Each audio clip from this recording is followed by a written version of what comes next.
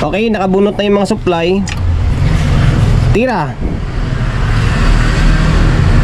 Oh, hindi naman umilaw yung bulb natin, oh. Hindi umilaw yung bulb. Ngayon, tingnan natin kung may supply ito. Teka lang, sampahan natin ng tester. Ayan, may tester na nakalagay na yan. Naka-easy tayo. Easy. O, ayan, naka-easy. Ayan, meron supply, oh. Meron siyang 55.8 VEC. Diba? 55, oh. Ngayon, yun, puro singit muna tayo. Singit muna tayo ng mga maliliit na gawain. Kasi mga materialis ng mga lalaki natin yung sinantay pa natin. Ito, Ace na AC 205N ulit. Ano ba tawag dito? Integrated Power Amplifier. Tama ba? Medyo maiksi lang siya, no? Although marami na ako nagawa na ganito.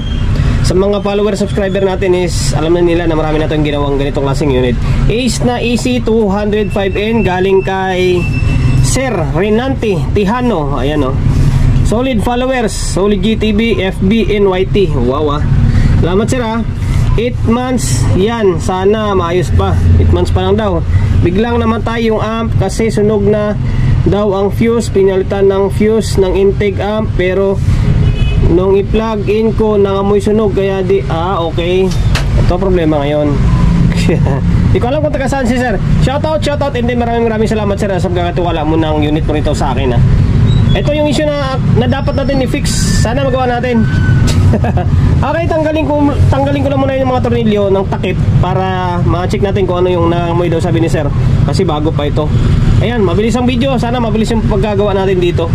Tanggal ko na yung takip. Naalala ko yung ginawa ko na taga Batangas na pinadala rito sa akin. Ito rin yata yung unit na to. Ganito rin. Naalala ko na pinagawa daw sa iba. Ang sabi is sira yung transformer. Hanggang sa binakbak nitong transformer, na nung dinala rito sa akin, hindi pala transformer yung sira. Kasi nga pumuputok yung fuse dito sa may AC line. Ang sira pala is dito, may sira na output. Ayun, ang ginawa ng unang gumawa, binakbak dito sa may transformer. Akala niya transformer. Ito rin, oh, parang ginawa din nila ng diskarte, oh. Ito naman, buo pa naman yung transformer ito, hindi pa nakabakbak. Although dito may mga tape, ano to. Ayan, para malaman natin kung transformer ang sira dahil nga pumuputok yung AC line na fuse, gamit tayo ng valve siyempre. Pwedeng bunutin mo na ito. Teka lang. Ito AC line. Tanggalin natin to. Tapos tanggalin natin ito. Tapos lagyan natin ng fuse muna ito. Tapos plug natin sa may valve. Kapag lumiwanag yung bulb, ibig sabihin sira itong transformer. Pero pag hindi, maging normal siya, dito yung problema sa my board. Okay? Lagay na ako ng AC cord, tapos may fuse na ito. Although binuksan ko kanina, sana ba yun? May fuse naman na nakalagay.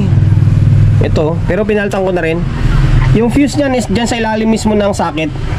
Ngayon, naka-plug na yan doon sa may bulb. And then yung bulb natin, hindi pa tayo nakagawa ng nandito.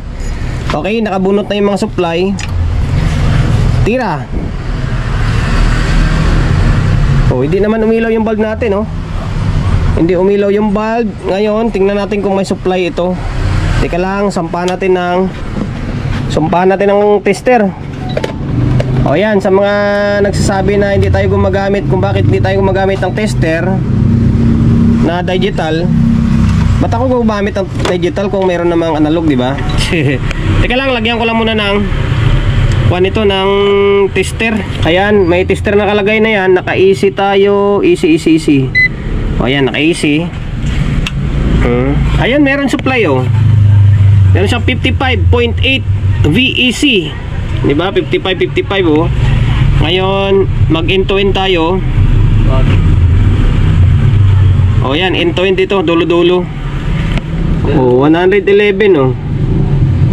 Ibig sabihin, working yung power supply or transformer natin. Ang problema is dito siguro.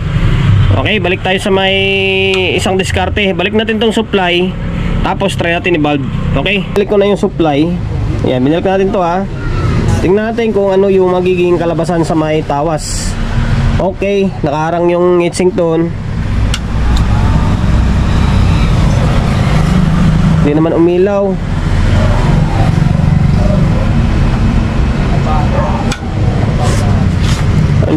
Ayan, umusok na. Okay. Ito ang sabi ni sir, umusok oh. Grabe, init. Basag na pala yung transistor dito oh. Ayun, basag yung isa oh. Ayan oh, isa basag oh. Okay, dito yung problema. Nakapagtataka no. Sabihin na lang natin na sira-sira na yung pyesa, pero yung fuse buo pa rin. Ganun katibay yung fuse ngayon. Mas matibay pa sa pyesa. Okay, ayan oh, si Bak. Malamang isang channel nito. Dito pala sunog. Ayan oh, sunog na sunog siya oh. Yan oh, kung makita. Hindi kasi na-focus tong camera natin dahil ka GoPro tayo. Itong side na to yung may problema. Okay, balik tayo sa basic. Tanggalin yung board, i-troubleshoot. Tingnan kung ilang piraso yung output na nadali, or kung output lang nga ba, or sa mga drive pa may sira. Malamang sa drive kasama na rin dyan. Binaklas na natin yung board, and then binaklas ko na rin yung mga bloke. Ay, yung mga bloke oh. Ito may bibigay ko na payo or ideya sa mga kapwa natin technician na medyo bago-baguan lang ha. Take note, medyo bago-baguan lang.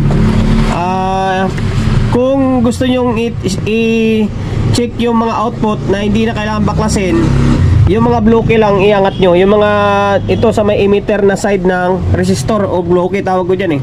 Tatanggalin nyo lang yan. Disadvantage kasi ng ganito, kailangan mo talagang baklasin. Hindi katulad siyang pahiga, yung kabilang side lang iangat mo, pwede. Ito kasi baklas talaga. Yan, baklasin mo lang lahat ng emitter, ma-check mo na yan kung may shorted or wala. Ngayon, nabaklas ko na ito, shorted lahat. Shorted lahat. Sira lahat eh. Dito lang ako nagtanggal, dito lang ako sa taas nagtanggal, or dito lang banda sa kung saan na nakita ko na may nasunog na parts. Sa kabila, hindi na ako nagbaklas doon. Focus lang muna tayo dito sa isa. Ayan. Sira lahat ng output. Hindi man lang tayo tinirhan. Short. Dito. Ayan, shorted. Dito. Shorted din oh. Wala nang bloke yan ha. Dito naman. Dito, parang buo tong isa eh. Mukhang isa lang yung natira. Ito short. Dito, shorted din ito. Okay. Yan, shorted. Tapos dito sa may drive nya, parang buo yung drive nya. Parang buo. Okay. Tapos yung mga 5401, 551 yata yan. Tanggalin natin kasi meron ako nakitang biak. And then itong 4793 and then 1837 is angat natin to, i-double check natin. Okay, yan. And then ito mukhang buo pa naman ito, or parang buo, isa natira. Baklasin natin ang output, tapos check natin yung mga maliliit na transistor. Baklas ko na yung sa tingin kong sira. Okay, ayan. Dito, naiwan dito yung isang A941. Ito kasi parang buo naman to dito eh. Ito tinanggal ko, dalawang A941. 5198 is tatlo sira. Bali naka 3 pairs pala ito 3 pairs dito, 3 pairs dito. Yung malaki. Tapos yung drive, chinik ko, chichik ko pa. Value nito ay yung mga maliliit, 4793, 1837. Ayan. Yan pala ba yung bunot natin, yung mga maliliit is iniwan natin. A92 tsaka A42 to. Okay, tapos yung nasunog na resistor, ang value niyan ay same lang din dito, 220 ohms. Yan, 220. Kasi kung mapapansin nyo, halos ka-design lang ng Electrin 737 ito. Ayan. Okay, palitan natin yung dapat palitan, transistor, and then isang resistor lang.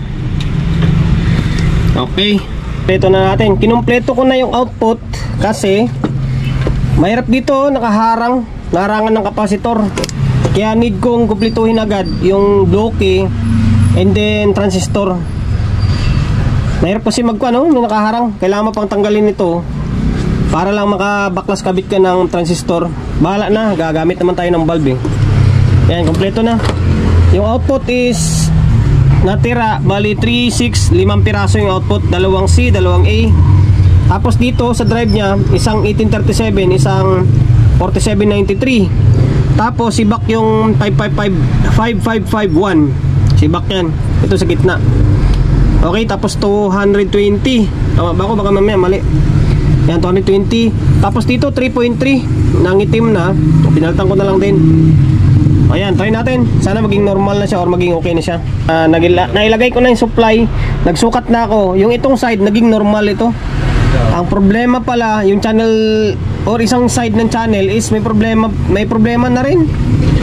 Hindi na rin pantay yung bias. Pambihira na yan, oh. Nakapokus ako dito kasi dito may nasunog eh. Dito may problema rin pala.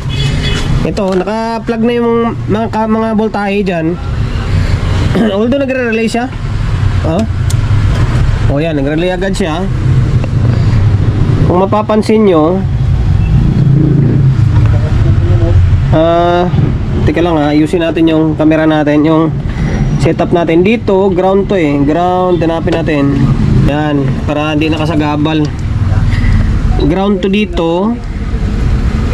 Tapos ito, emitter ito or speaker out na ito eh. Dito naging normal, oh. Normal, walang DC out. Pagdating dito sa may kabila, ito emitter niya to eh. Ayan, may DC, oh. Pero dito sa may ni-repair natin, nagiging good na. Oh, wala, di ba? Sa kabilang side ulit tayo.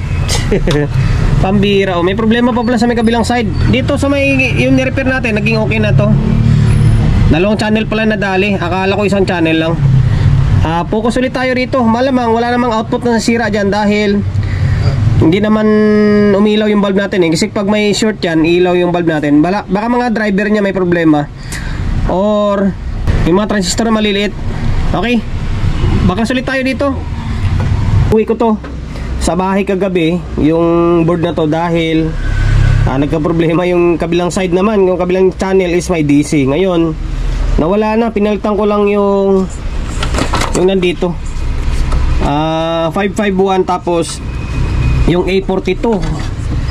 Check ko naman ito buo naman itong apat na piraso ng transistor sa may driver niya, yung 1837 and then 4793 buo ito, kaya may bakat ng hinang siya. Pinalitan ko lang yung ito 551 nito 551. Ito naman is A42 sa bias niya. Pakita ko sa inyo ayan, oh. Bilis ng trigger ng relay nito. Parang split seconds lang yung kuha niya, yung delay niya.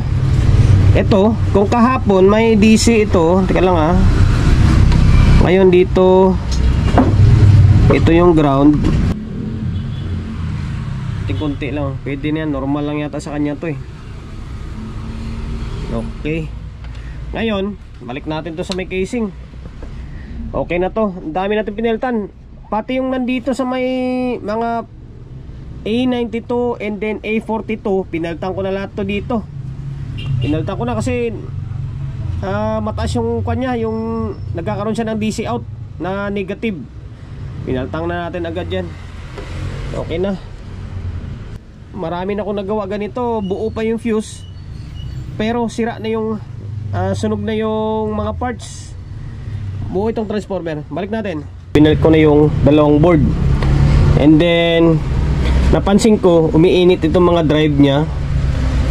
Mas maigi siguro ilipat natin yung fan, yung ito, and then dito natin siya lagay.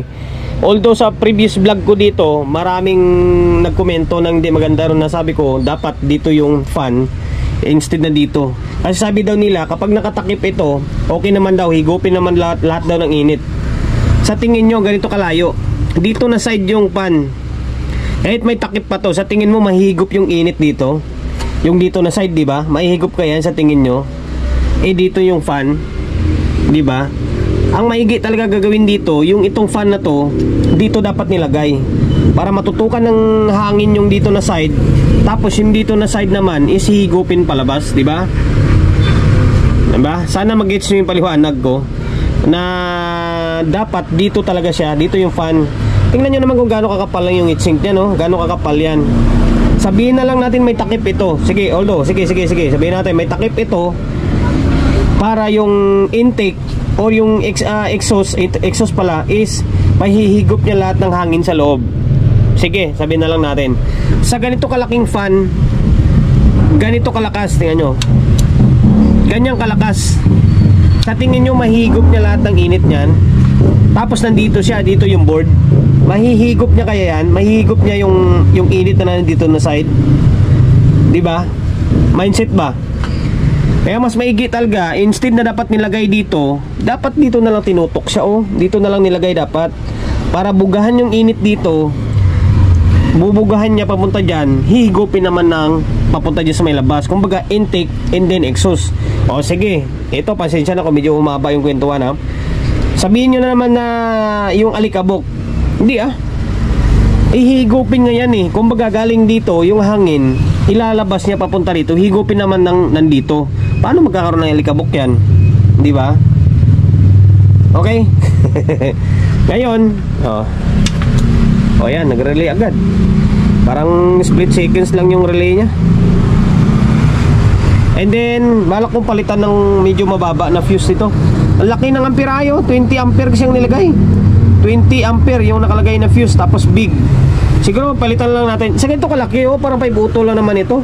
Palitan natin ng mga 12 to 15 ampere lang. Instead na 20 ampere ang nakalagay dyan. Grabe laki.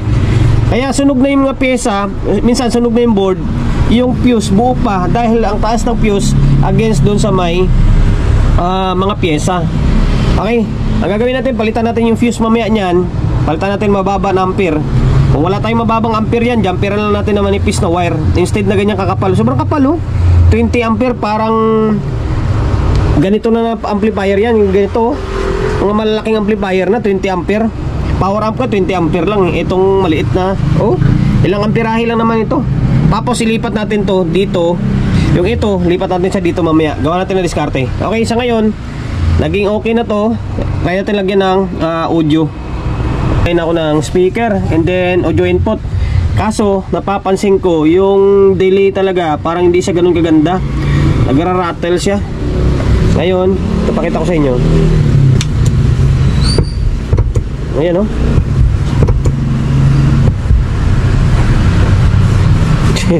dapat hindi ganyan yan, dapat may kunting delay. Ayan, pagbabaklasin pa ako ng board nito, tapos magpo-focus pa yata tayo sa relay. Ayan, sa ngayon obserbahan mo natin kung may audio siya or wala.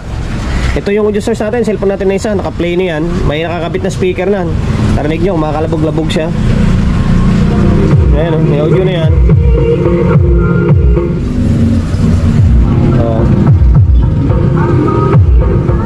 Nakaka-copyright tayo. Okay na, working na. Ang problema naman natin ulit, akala ko normal lang yung kanya, yung relay niya na parang split seconds lang. Pero hindi normal yun. Akala ko normal sa design niya, pero hindi normal yun. Kaya pag on mo, malagabog yung speaker dahil yung relay nga. Try natin, baklasin natin ulit to, pambihira. Nabaklas, hindi nabaklas ko na, pambihira. Sira nga pala. Pasensya na, biniliwala ko kasi kanina. Ganun talaga, akala ko kasi normal lang yung ganong kanya sistema niya. Yun pala, sira na yung 5 yung kwana, 5. Ang value dyan is 5551 lang naman yan. Kapag nasa relay section, ito kasi relay to. Yan, relay to. Ang lahat ng kwan dyan, lahat ng transistor na nakalagay dyan is halos 5551 kadalasan. Kung meron man nakasingit katulad sa may 502, meron sila nakalagay na isang 5401 or 9015 yata yun. Basta merong isang nakasingit. Dito naman 551 lahat to. 1, 2, 3, 4, 5, 5. Yung 5, dalawa buo. Ito buo, ito nagiging leak and then short na. Okay, ito pakita ko sa inyo. Sana makakuhanan pa natin ng maayos. Kailangan kasi kapag 551 dapat negative sa gitna. Gilid gilid dapat. Ito nangyari dito, short na. Diba? Dapat wala yan sa gilid. Ang nangyari, meron na sa gilid ito leak naman to, leak. Yan, leak ito. Ito naman open naman dito. Ito na open, wala, dapat papalo yan. Ito open, short, leak.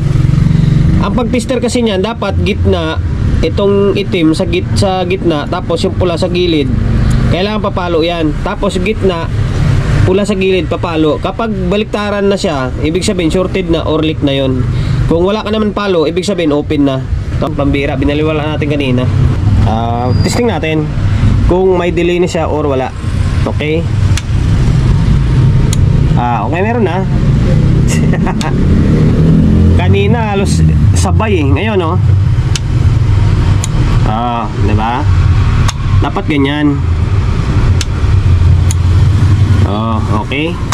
Ngayon, palitan natin yung fuse. Tapos lipat natin yung fan. Binalik na natin ulit yung board. Tapos tingnan yung ginawa ko sa may fuse oh. Wala nang fuse, diba? Halos wala na kayo makita. Manipis na wire lang kasi wala akong fuse na mababa ng amperahe. Ang meron ako dito is ganito rin, 30 ampere pang power amplifier ko. Tingnan nyo naman kung gaano kakapal yung laman niya oh. Pambihira na yan. 25 ampere. Talagang matibay nga talaga ito. Bago niya bitawan yung, bago masunog to, ay talagang wasak na yung board na yan siguro. 25 ampere sa ganito kalaki oh. Dapat dito mga 12, siguro 15 ang pinakamataas na. Pero yung 20 masyado na. Ginawa natin, ayun lang oh, hibla lang ng wire. Ayan, bahala lang mabas tayo. Basta pinalitan natin. Yan, hibla lang ng wire yan. Mas manipis lang yan. Kung may problema, mapuputok lang yan. Kaysa dito, grabe to. Manguluntoy lang to, pero dito bibigay. Ngayon, ayan, tinanggal na natin dito. Yan, medyo awkward naman. Palagyan na lang natin kay bossing ng screen to dito. Lagyan na lang ng screen to dito para kung sakali hindi siya kahit ko naman eh, marami naman pasukan yung ipis eh oh. Yung mga grills dito, butas to. Sa ilalim, butas. Kahit ganyan na lang yan para fresh yung laman niya. Tapos dito natin nilagay. Okay, mas maganda siya oh. Mas maangas kasi yung fan papunta rin dan sa may likod, diretso. Okay, tingnan nyo. And then, obserbahan nyo kung kanina parang lumalagabog yung tunog. Ngayon, wala na. Yan, smooth na siya. Tapos, ang haba na ng delay niya. Yan, saka pa lang siya magre-relay. Okay, ito yung fan oh. Tingnan nyo oh. Ganda oh. Sariwa yung kanya, sariwa yung heatsink. Pati yung mga pyesa sa loob, sariwa. Or ano tawag yan, fresh. Kasi tutok yung hangin. Tapos higupin ng ito papunta sa labas. Okay. Music, doon naka-plug pa rin yan mula kanina pa. Channel 1. Copyright tayo, channel 2. Channel 1, dalawa.